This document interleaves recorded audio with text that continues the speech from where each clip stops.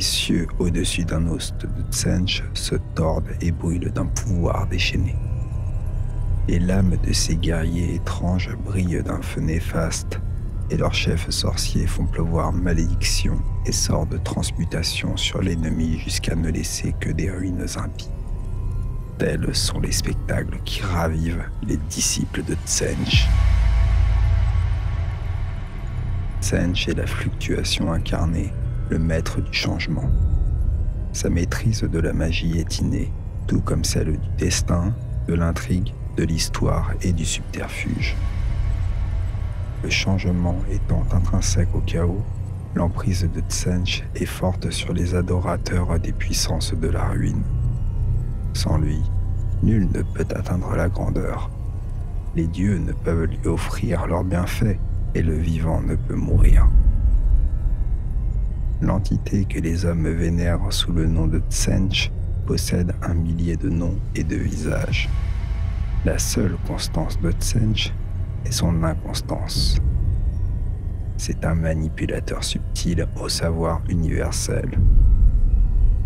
Tsench connaît chaque germe infime de haine que recèle le cœur d'un homme, tout comme il connaît le destin de chaque étoile du cosmos. Ses plans sont inévitablement vastes et complexes et s'étirent sur des éons de manière incompréhensible et contradictoire pour les esprits des mortels.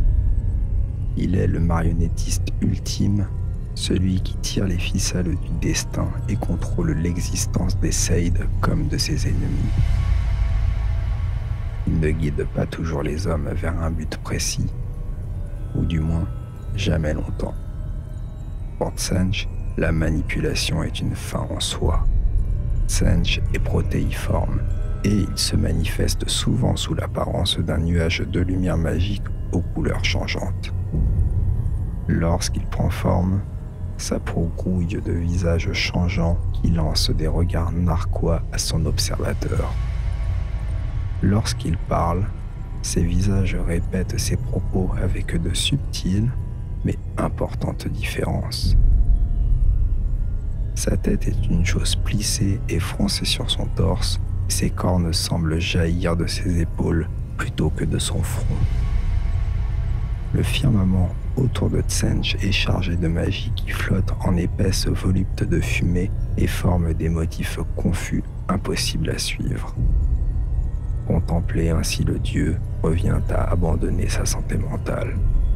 Les esprits mortels ne sont pas conçus pour appréhender l'infini, et Tsench siège au cœur de tous les futurs possibles. Arcanite de Tsench. Tout comme il est le seigneur des flux, Tsench est aussi le maître de l'énergie éthérique et ses servants mortels portent sa marque. Appelé le grand sorcier et l'architecte du destin, Tsench gratifie ceux qui l'honorent de pouvoirs supérieurs, leur permettant de manipuler le futur à leur guise. L'offensé, le désespéré et le sournois embrassent son credo afin de surpasser leurs rivaux et maîtriser le destin lui-même. Bien qu'ils apparaissent difformes, de nombreux arcanites peuvent modifier leur apparence, car Tsench est synonyme de transformation physique. Les hommes bêtes mutants, appelés Tsancor, font partie des plus étranges de ces serviteurs mortels. Ils sont doués à la fois d'exceptionnels talents guerriers et des prouesses arcaniques du maître de la magie. Cette combinaison létale en fait des chefs rusés et des guerriers fatals, et leurs chamans commandent aux armées de Kairit acolytes et de Tzaangor avec une prescience troublante. Quand le grand conspirateur a le dessus, ces guerriers se voient dotés d'aptitudes surnaturelles afin de réagir à une dizaine de futurs différents. Ils puisent alors encore plus de pouvoir arcanique parmi les fidèles pour déchaîner des traits de feu magique qui incendient tout ce qu'ils touchent.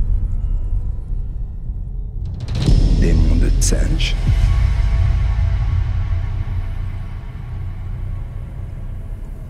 Les manifestations démoniaques de Tsench sont nuisibles à l'esprit du mortel. Il s'agit de créatures dégingandées souvent affublées de becs, de serres et de plumes multicolores.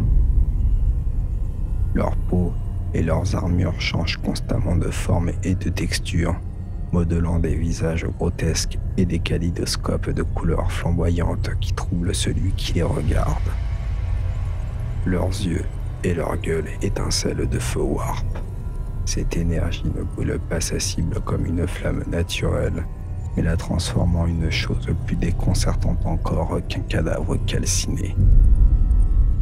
Mais leur aspect le plus insensé est leur aptitude à défier la mort.